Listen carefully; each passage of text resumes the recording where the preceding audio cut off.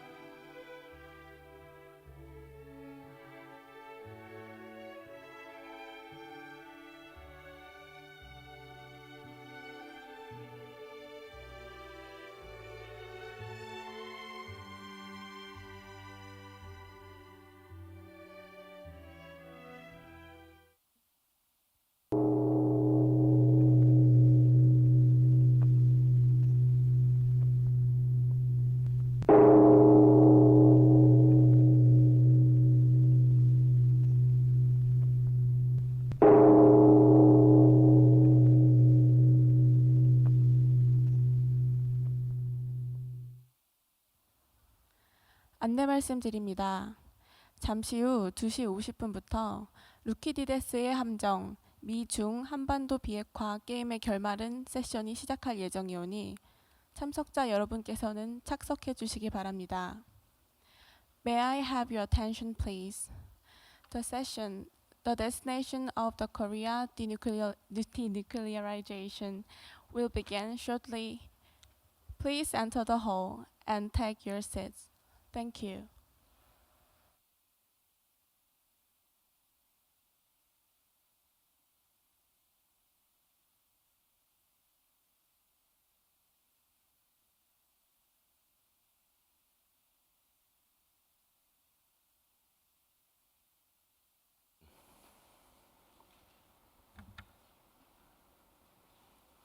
Good afternoon, ladies and gentlemen. Welcome to the Sukidides Trap. session. I'm Kim Sung-han, Dean and Professor of Graduate School of International Studies at Korea University.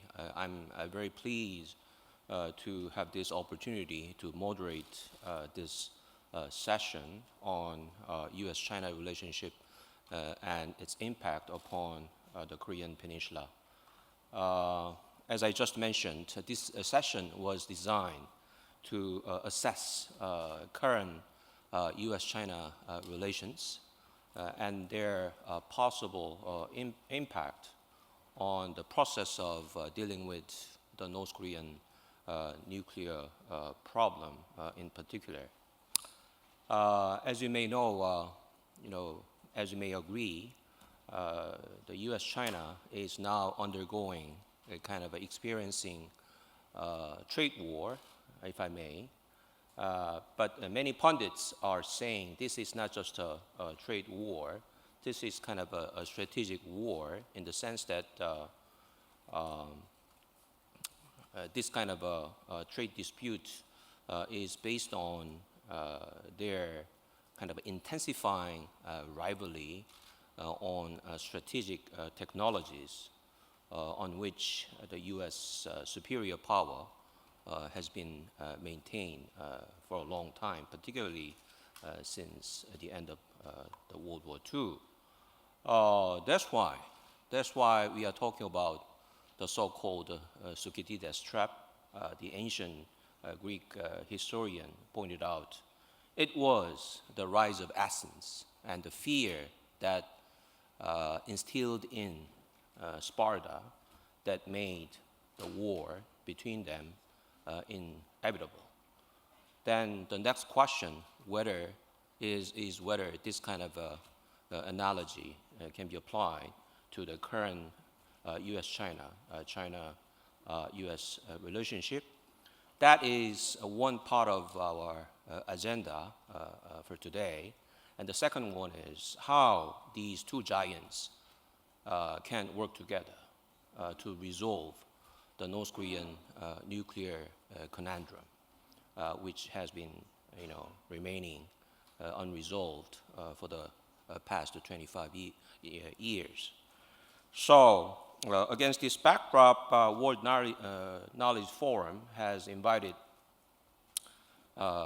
very distinguished two speakers.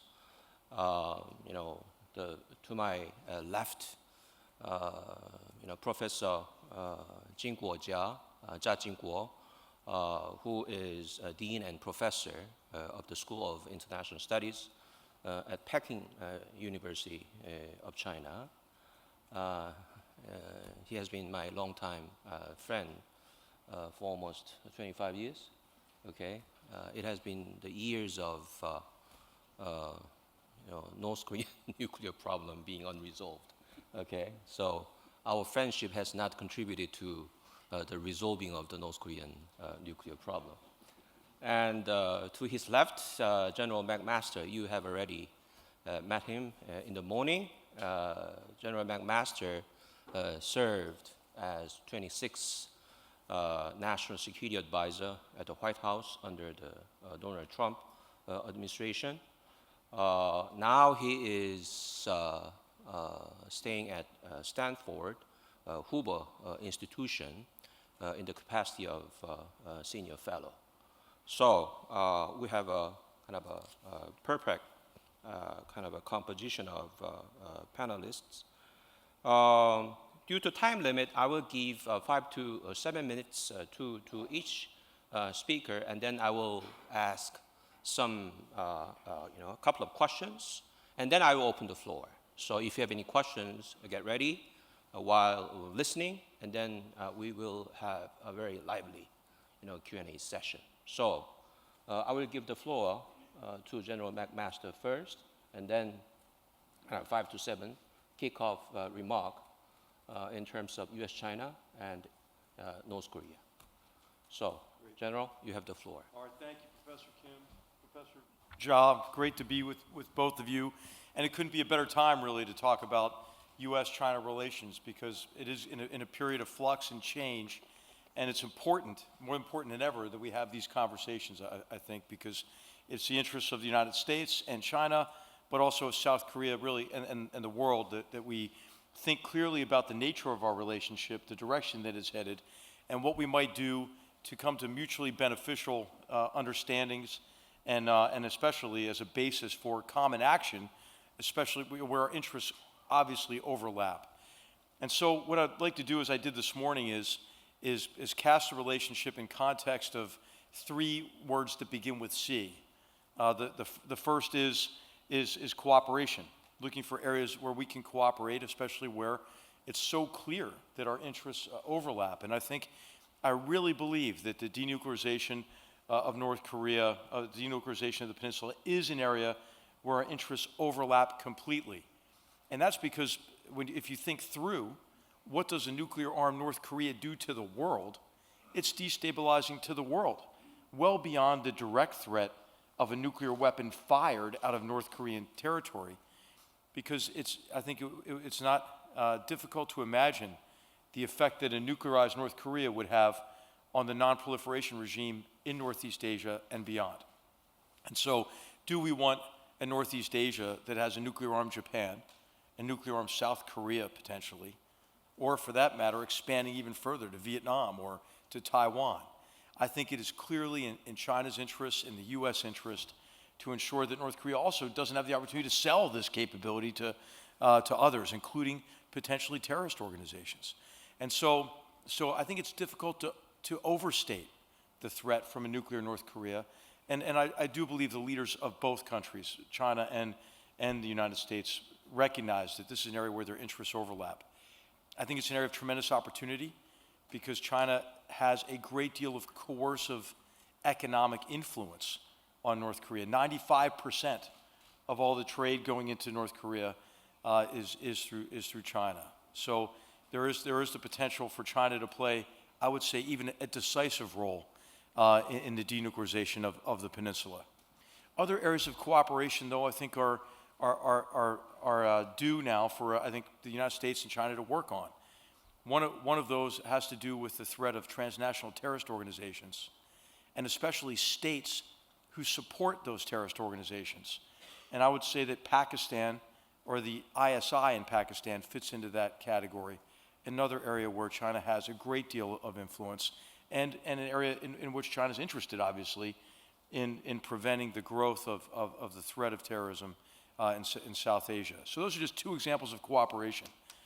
The second word, though, is competition. As the great president of Estonia mentioned today, during the Cold War period, post-Cold War period, we vacated some key arenas of competition based on the belief that in the post-Cold War period, there would emerge some type of great power condominium.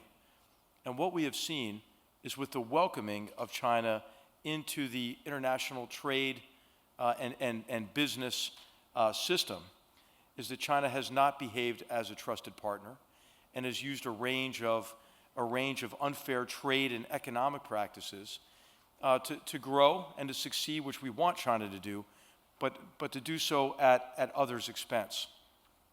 And so we have to compete more effectively and have a very candid conversation from businesses as well as countries with China about the sustained campaign of industrial espionage and the theft of intellectual property to gain an advantage in key sectors of the economy. Professor Kim mentioned this competition at the outset.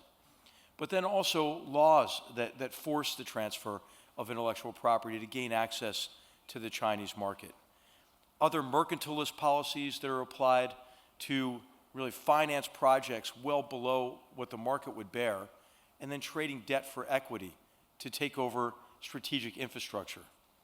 And in the area of cyber and cyber espionage, another example is really the collection of vast amounts of data paired with a very robust artificial intelligence effort that I think could place in jeopardy the security of a wide range of nations. So these are areas of competition, but the third C is what we don't want to get to, is confrontation. And this we can avoid confrontation, I believe, by having these kinds of conversations, but really our leaders having conversations about what each of them regard as intolerable and risky behavior. And I would place China's actions in the South China Sea in this category. Nobody owns the ocean. And I think that all nations can agree that that's the case. And I think that China should recognize that it's in China's interest to uphold freedom of navigation, because it has been free and unfettered trade that has been a critical factor in China's success and tremendous economic growth in recent decades. So I think this is the perfect conversation at the perfect time, and we ought to look maybe in the context of this conversation for areas of cooperation, clarify the areas where there is a competition ongoing, and then also talk about means we can apply to ensure that we avoid confrontation. Thank you. And Professor Jia, the floor is yours. Well, thank you very much, Professor Kim and also General McMaster. Actually, I agree with a lot of things the General just said. Of course, I also disagree with regard to how to interpret some of the facts. I do think that we have a great stake in peaceful resolution of the North Korean nuclear issue. We are supposed to talk about China, the impact of China-US relations on the resolution of the North Korean nuclear issue.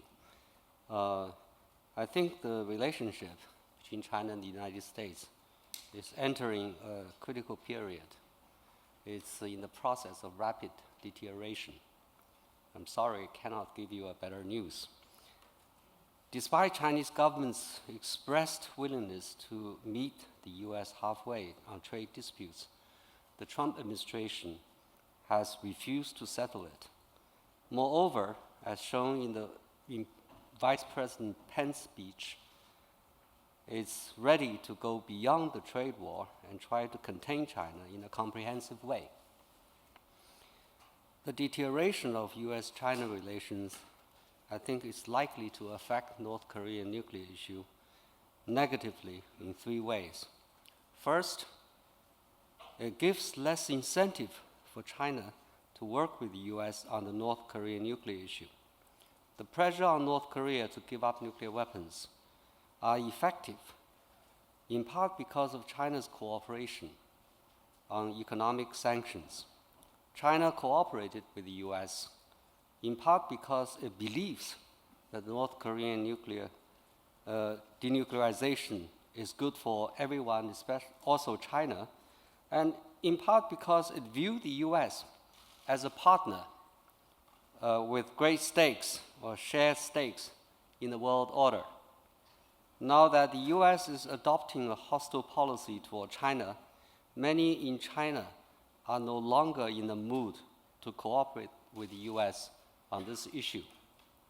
I still believe that we should cooperate, but many in China are feeling that way. It is therefore hard to conceive that China is going to endorse another round of sanctions against North Korea with its development of nuclear weapons.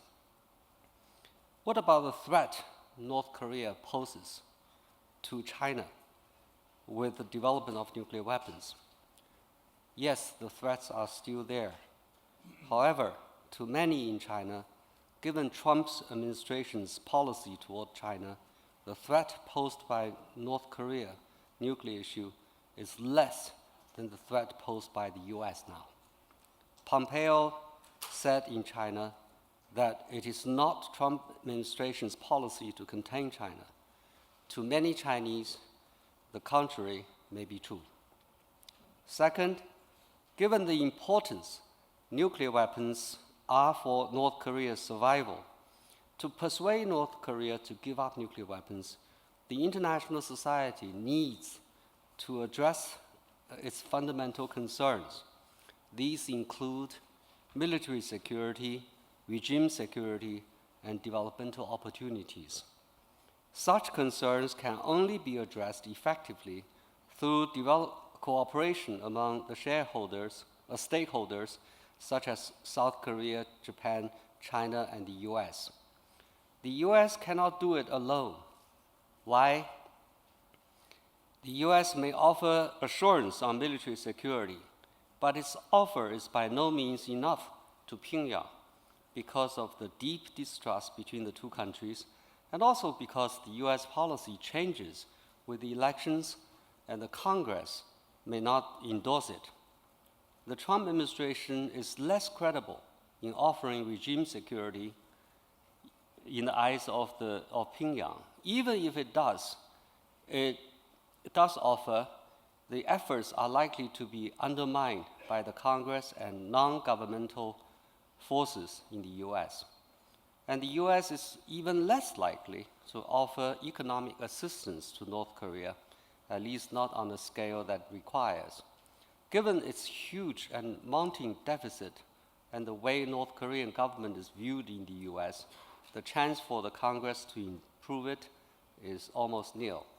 Therefore, the US unilateral efforts will not be credible and enough. To make it credible, the US needs to obtain help from China, Japan, and South Korea. Of course, the US can count on South Korea and Japan on this. However, since these countries are US allies, barring from China's participation in such efforts, North Korea is unlikely to remain assured. If North Korea concerns cannot be addressed effectively, it is unlikely to give up nuclear weapons. Finally, if China and the US becomes enemies, the US would have to rally a lot of resources to confront China. That means that it would have fewer resources to deal with the North Korean nuclear issue. That, again, would reduce the chance of North Korea denuclearization. In a word, the Trump administration's China policy is creating confrontation with China and reducing the chances of denuclearization on the part of the Korean Peninsula. I may be blunt, but it is, to me, a fact.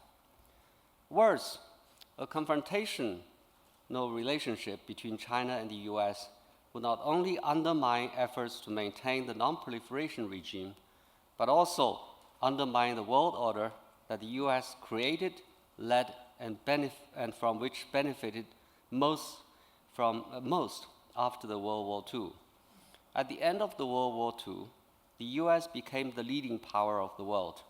As such, it could only protect its own interests by maintaining the world order. It cannot be a free rider like others. If it tries, the bus would collapse.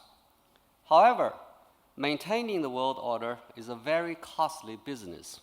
As Paul Kennedy puts it, in history, great powers decline not because they were defeated by the rising powers, but because they were overwhelmed by the cost of maintaining the world order. Seeing this, American leaders of the time decided to do three things to minimize the cost of maintaining the world order: to keep military alliances, to develop a UN-centered international institutions, set of international institutions and regimes, and also various kinds of partnerships.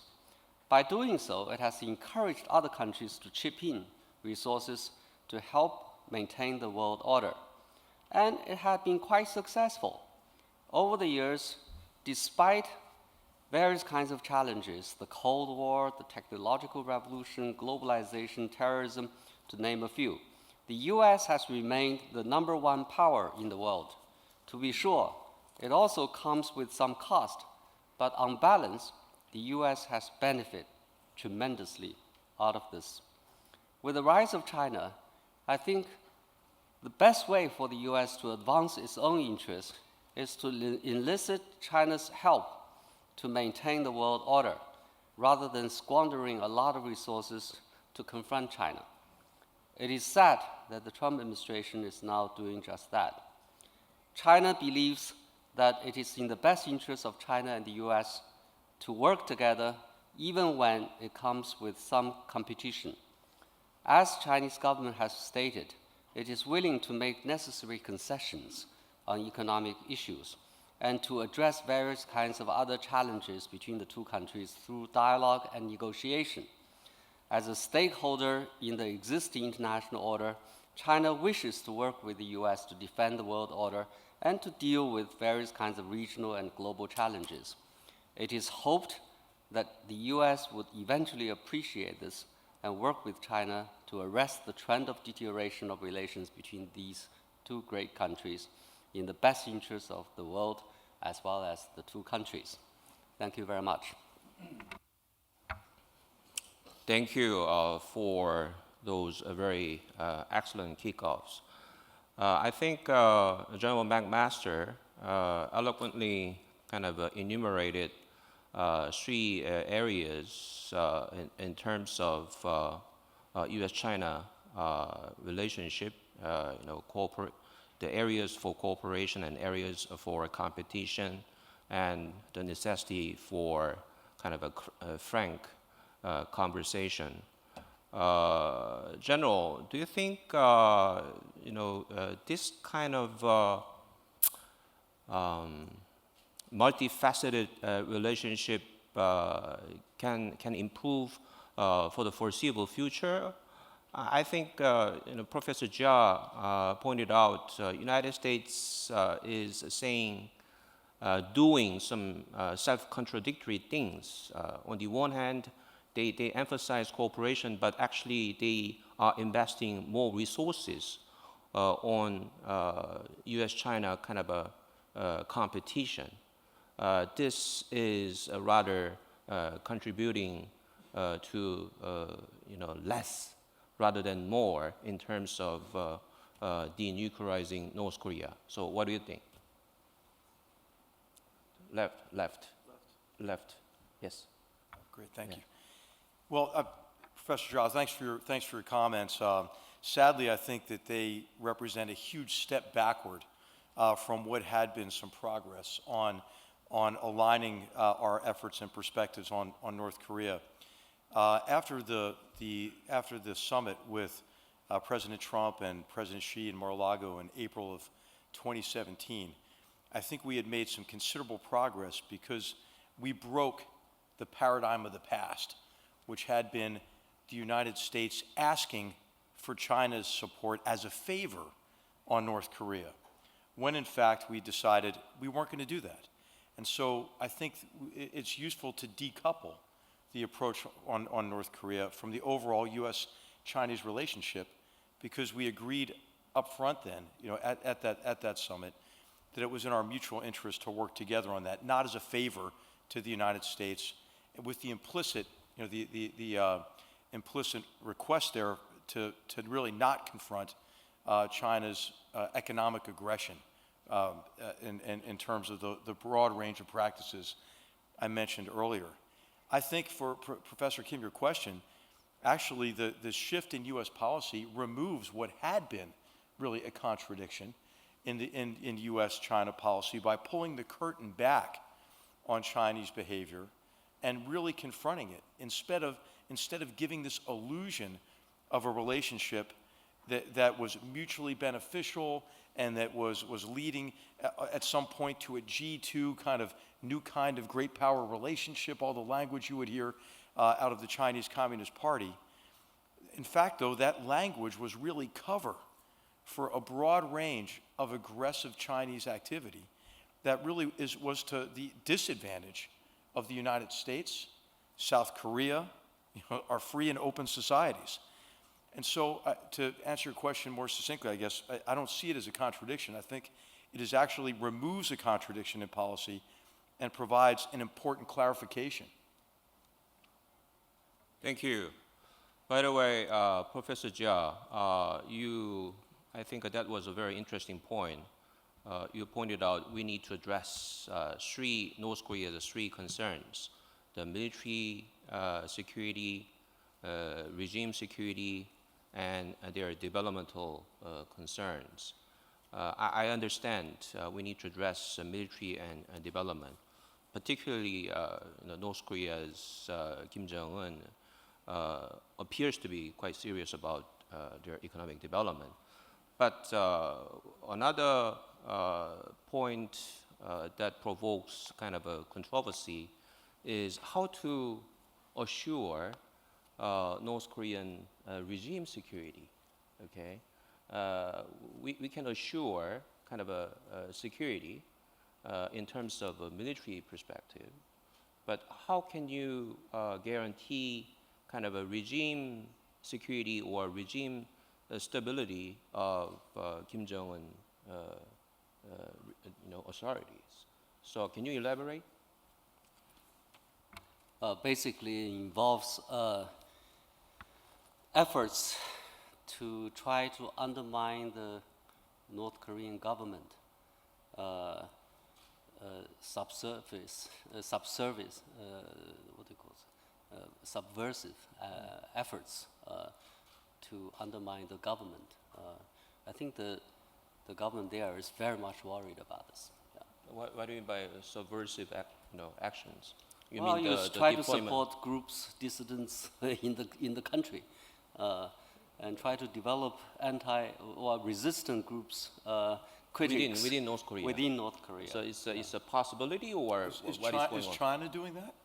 China maybe should, but we're not doing that. I mean, I'm sorry. No, this is something that you need to assure North Korea that international society would not do this kind of thing. But the problem is,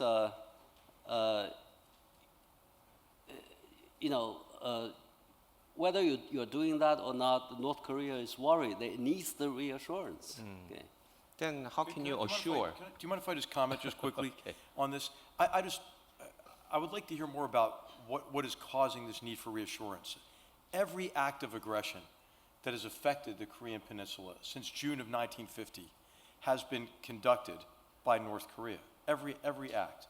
And just look at the record from 1953 to today. Every firing of artillery, the shooting down of an aircraft, the attempted assassination of a president, the sinking of ships. I mean, we could go on and on. We should just list all of them and say, well, how does this indicate any kind of need to reassure that government of its security? And in fact, as we all know, the North Korean regime has been secured by a massive conventional military capability, especially the artillery that is in range of this great city. So why does he need a nuclear program? And I think the answer to that is to fulfill the dream of the Kim family, the third ultra-nationalist leader of three generations who wants to use the nuclear weapon to unify the peninsula under the red banner. I mean, that's a possibility that we have to consider. And that would entail nuclear blackmail. It would entail trying to get the United States forces off the peninsula, or to at least have second thoughts about supporting our South Korean allies because of the threat of a nuclear weapon. So he doesn't need a nuclear weapon. I think what President Trump and President Xi agreed to at Mar-a-Lago is to work together to convince Kim Jong-un these nuclear weapons make you less secure. They don't make you more secure. So I just wanted to offer those observations on your initial comments, and I'd appreciate any response, obviously. Professor Jiang. I think, in addition to the dream of reunification or whatever political motives, North Korea does have a security concern on the conventional level. It cannot compete with South Korea. South Korea has a much larger economy, which can support a better military on the conventional level. Okay? And North Korea doesn't have a lot of money, doesn't have a good, large economy, doesn't have enough resources to support a decent modernized military convention at the conventional level. So it resorts the poor man's bomb, the nuclear weapons. If you ask North Korea to give up nuclear weapons, you have to persuade it that you are safe. Okay? If they don't feel safe, why should they give up nuclear weapons? We have to be pragmatic. Okay? I'm not disputing that about the facts now. What I'm saying is the logic. If you have to put yourself in the shoes of Kim Jong-un, if you want to deal with this problem. He wants this so that he can give up this thing that he believes that's so important. It's written into the Constitution. I think what we can agree on is that there does have to be some degree of assurance that if denuclearization occurs, then he can be safe, That's what that the country can be safe, and I think we can certainly agree on that. Yes. Okay, so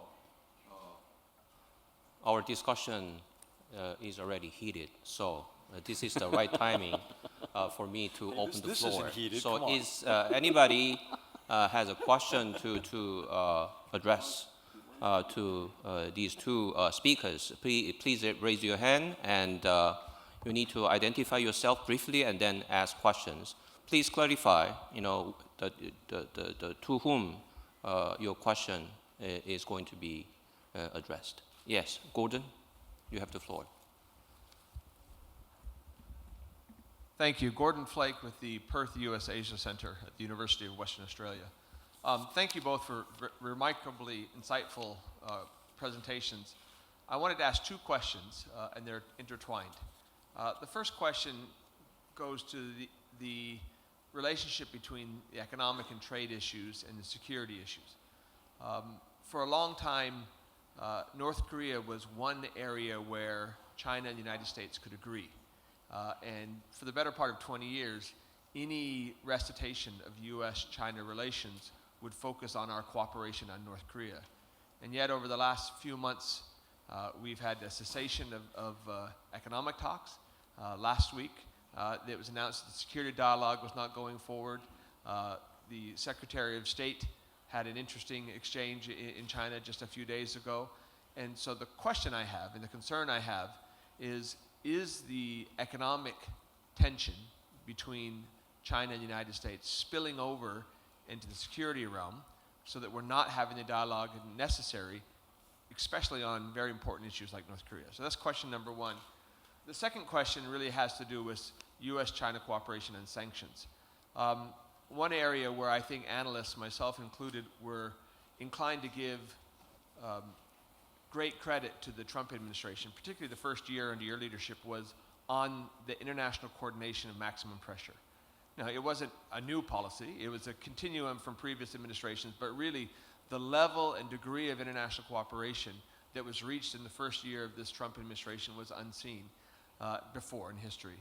And yet, after the Singapore summit, it is widely seen that despite efforts to continue the coordination, that maximum pressure is no longer maximum, and some would even question whether it's pressure.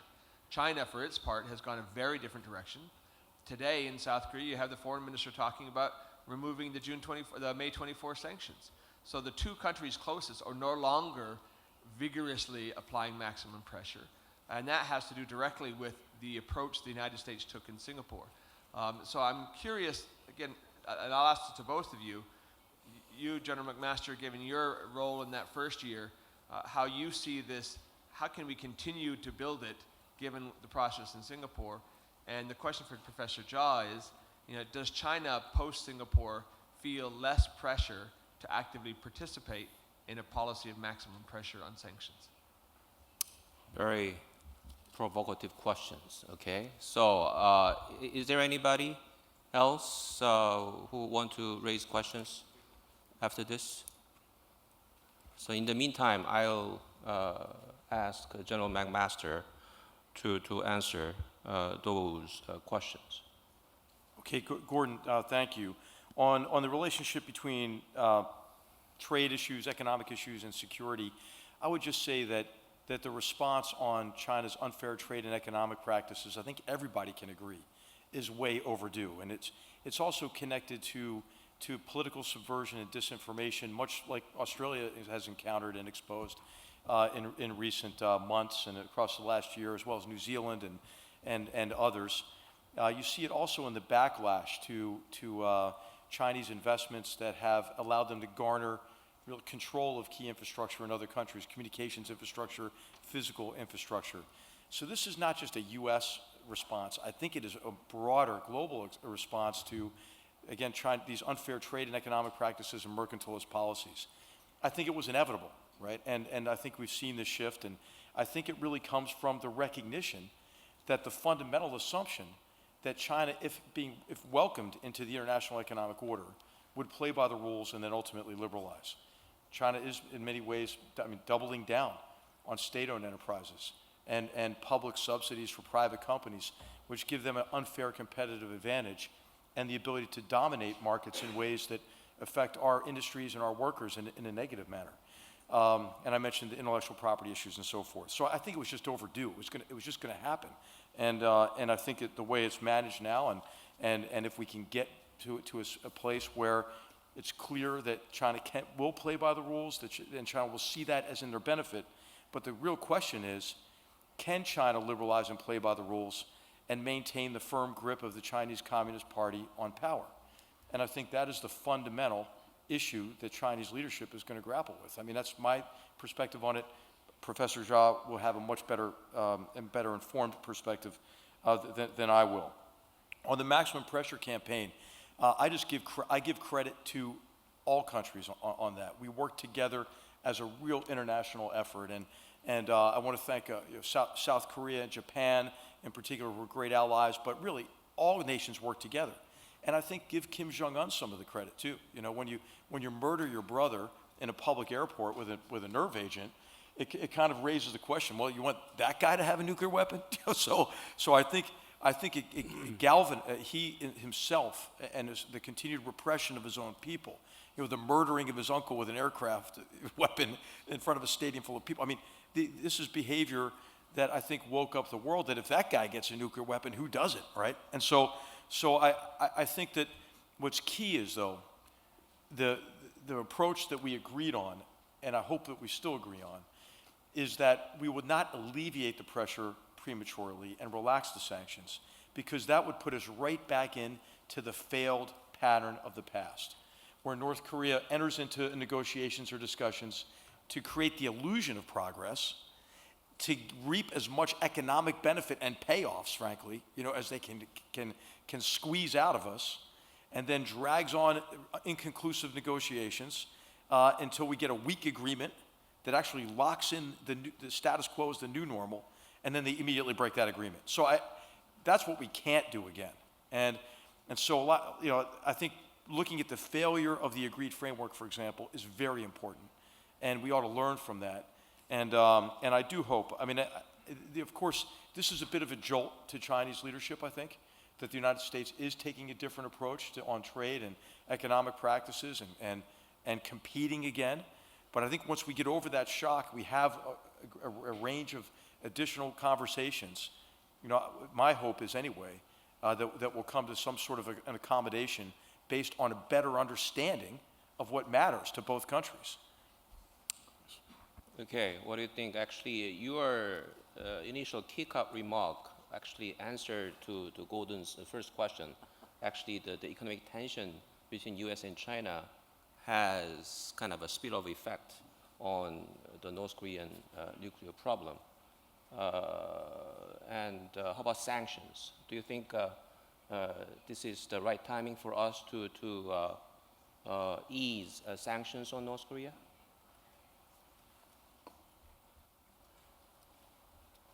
I think the will of imposing sanctions in China, at least for a lot of people, has decreased because of the US-China policy changes. Okay. The threat of imposing high tariffs on all of Chinese exports to the US is seen as a way for the US to destroy Chinese economy. Okay. And also, even at a great price for the US. Okay. So this is nothing less than a war, trying to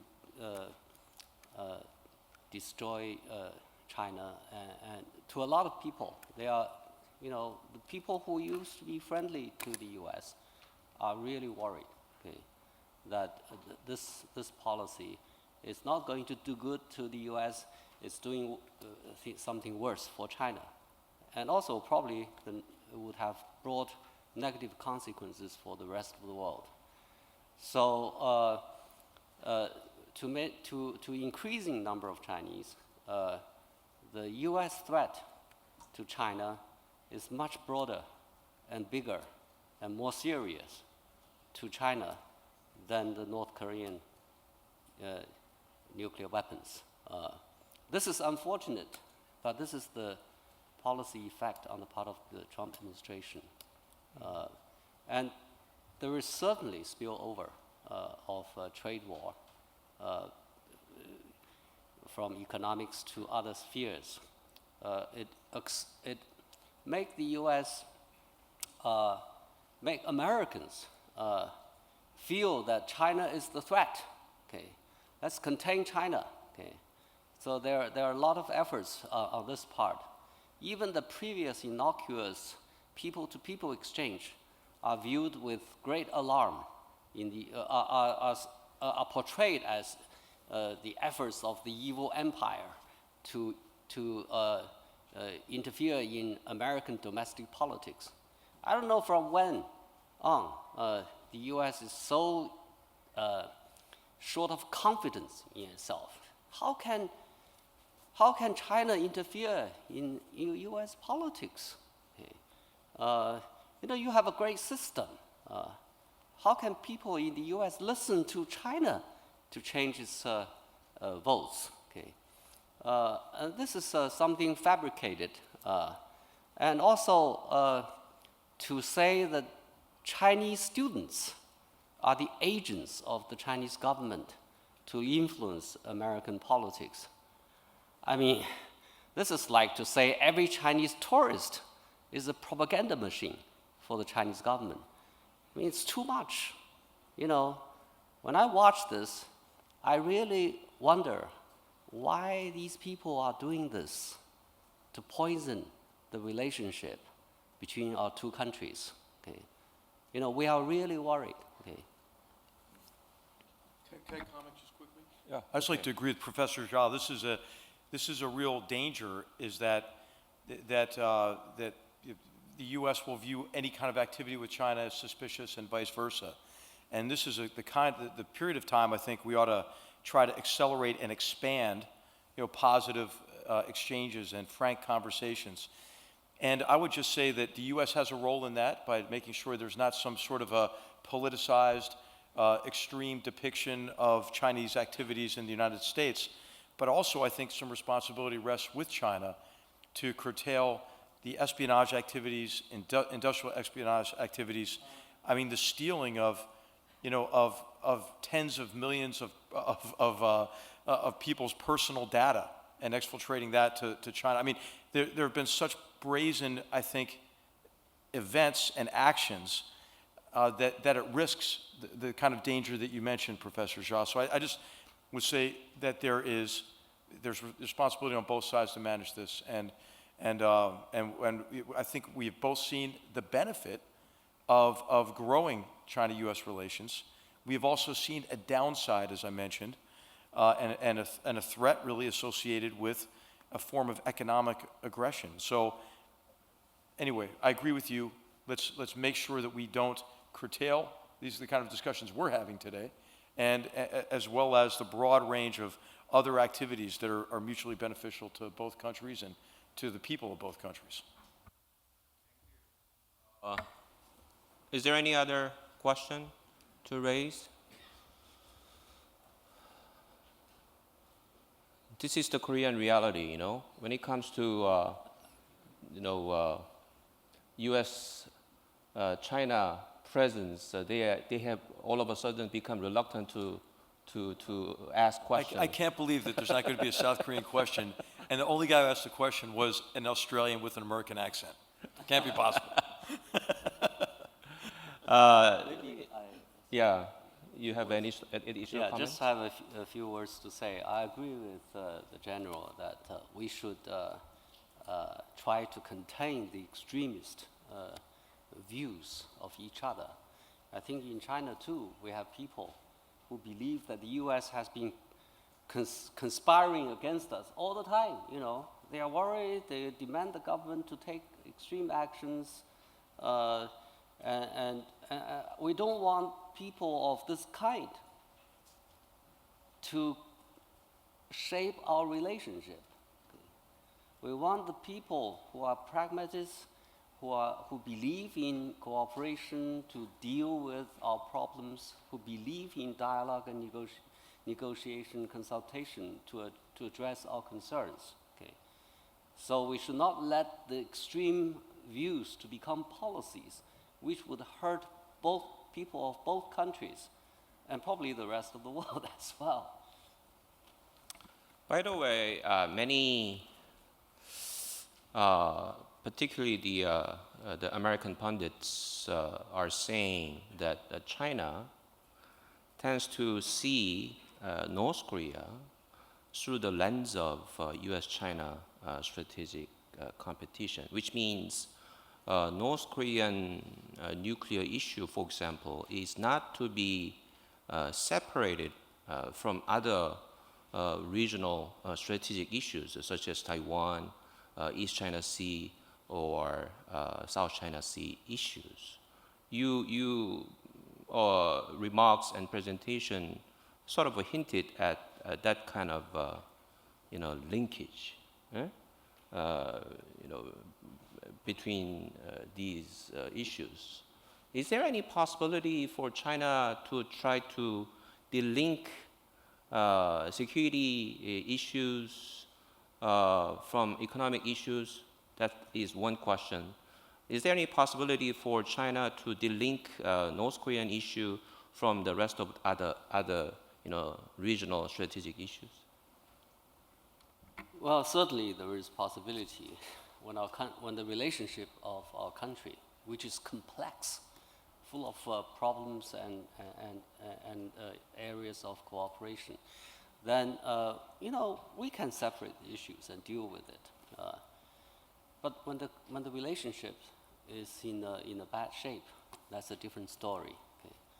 Okay? Chinese have adopted the Western medicine for some time, but still a lot of Chinese believe in Chinese medicine.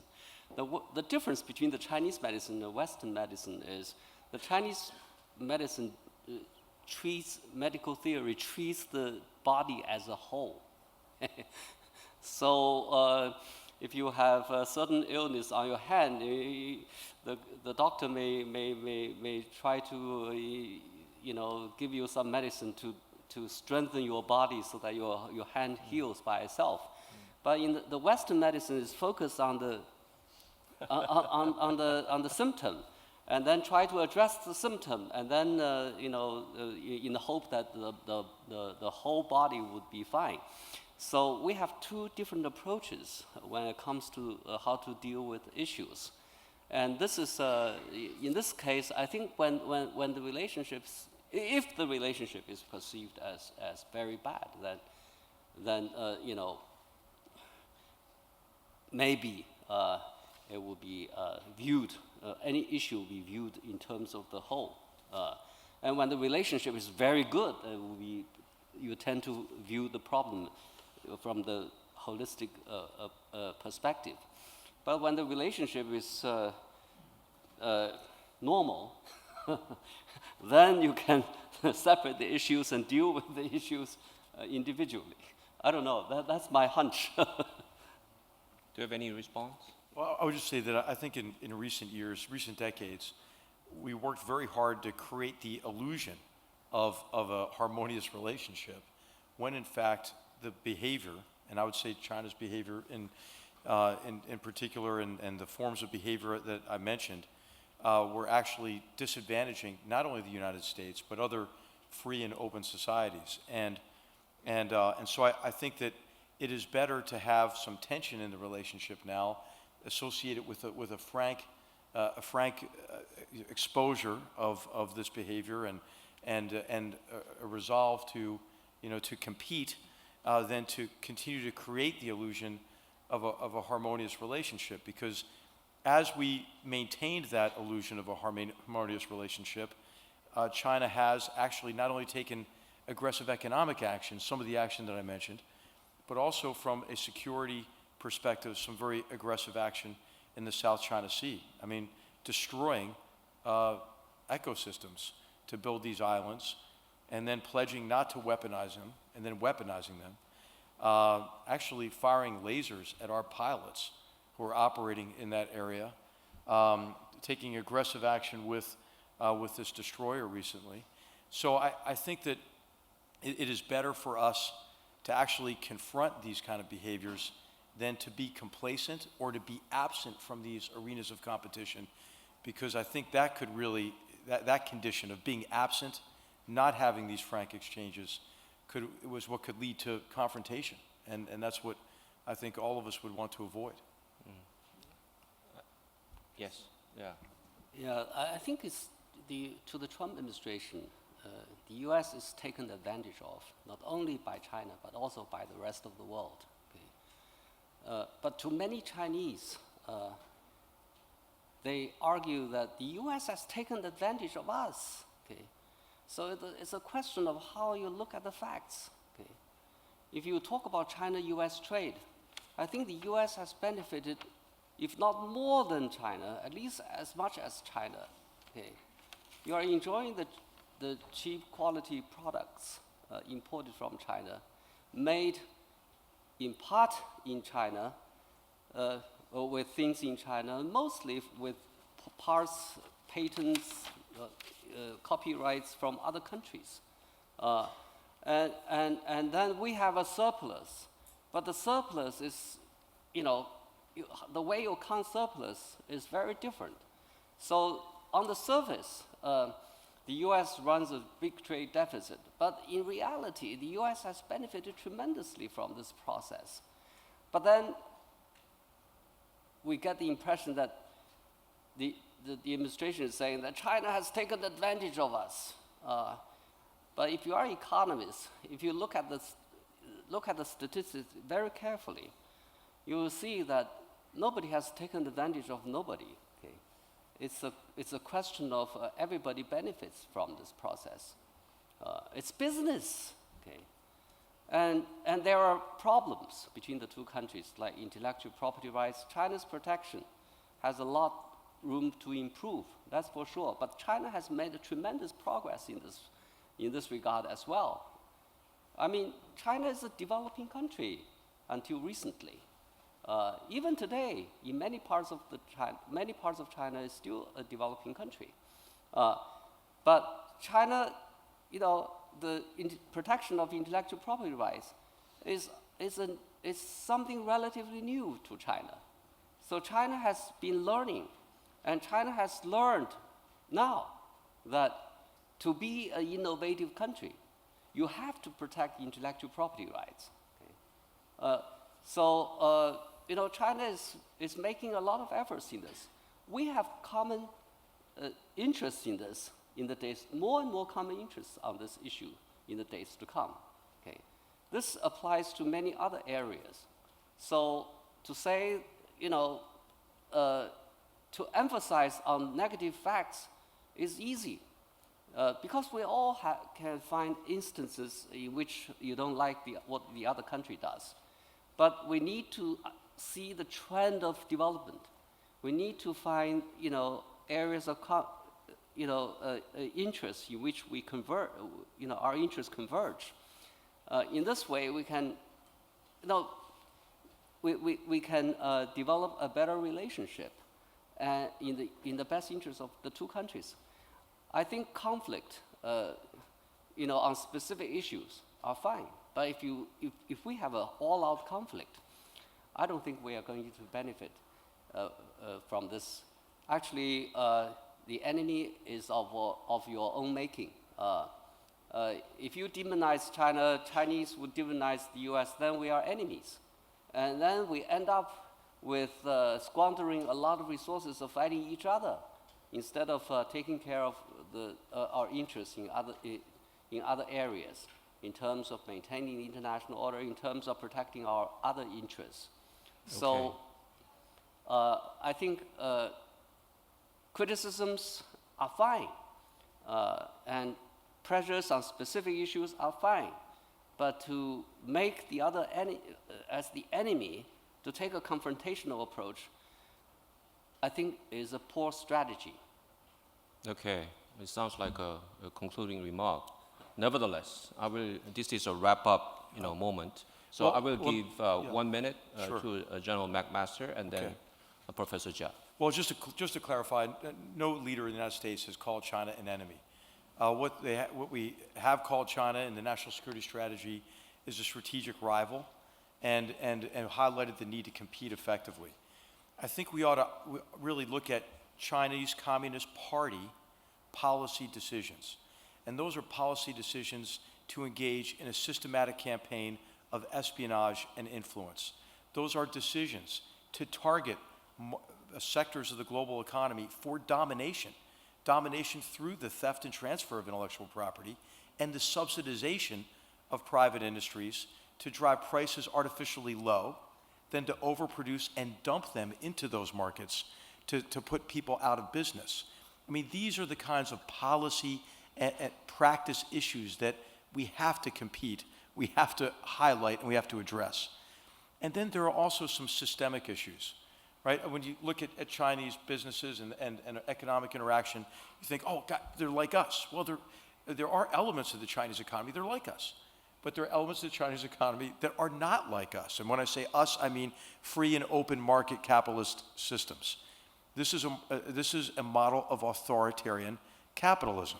So when we sanction ZTE, we're sanctioning it like it's a Western company. Well, it's not.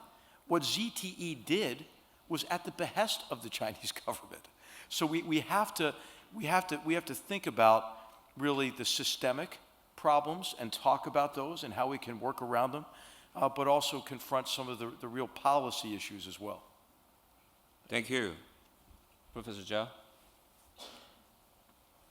Yeah, I agree with you. Some of the problems should be addressed.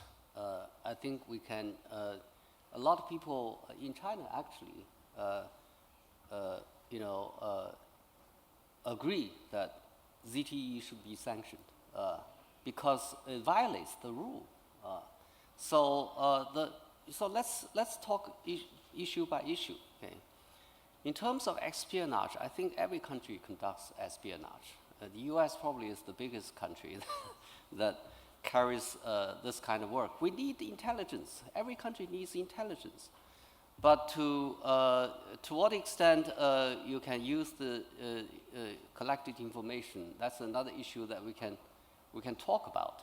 Okay, we can maybe through consultation and negotiation, we can develop some kind of international norm to regulate this. I think it's not helpful to exaggerate the evil intent of other countries, because if you do this, if it becomes policy, then the international relations will become some kind of a relationship in the jungle, very dangerous. Okay. Thank you. So, of course, it is extremely hard to conclude or summarize such a complicated relationship between the United States and China. But out of this very intriguing conversation, I can say U.S. and China are, unlikely to fall into the Thucydides trap in the foreseeable future because they recognize the need to cooperate with each other while they are competing with each other. On the North Korean problem, they, recognize to need to cooperate with each other, particularly at this juncture when the Trump administration is putting the North Korean issue on the top of their foreign policy agenda. So this is right timing for us to invest our utmost resources on this issue. If you look back, past the 25 years, no previous U.S. government has invested this amount of political capital into the North Korean issues. So, but ironically, at this critical juncture, the United States and China are engaged in economic tensions. Some people brand it as trade war. Nevertheless, as long as as they agreed, we can avoid some excessive or extreme views on both countries. I think we can come up with more kind of a specific actions for U.S.-China cooperation over the North Korean nuclear problem. So on that cautiously optimistic note, let me adjourn this session. Let's give a big round of applause to these two speakers. Thank you for your cooperation. Thank you.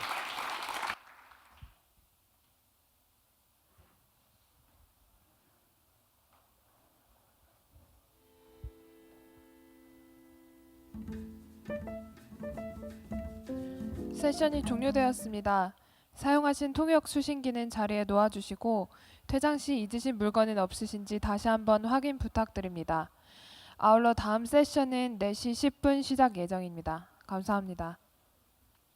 The session has now ended. Please leave your interpretation receiver on your seat and make sure to take all your belongings with you when you leave. We will continue with the next session at 4:10. Thank you. 잠시 안내 말씀드립니다. 지금부터 커피 브레이크가 진행되겠습니다. 커피가 다이너스티 로비에서 20분 동안 제공될 예정입니다. 감사합니다. Coffee break will take place in the Dynasty Hall lobby for 20 minutes. Thank you.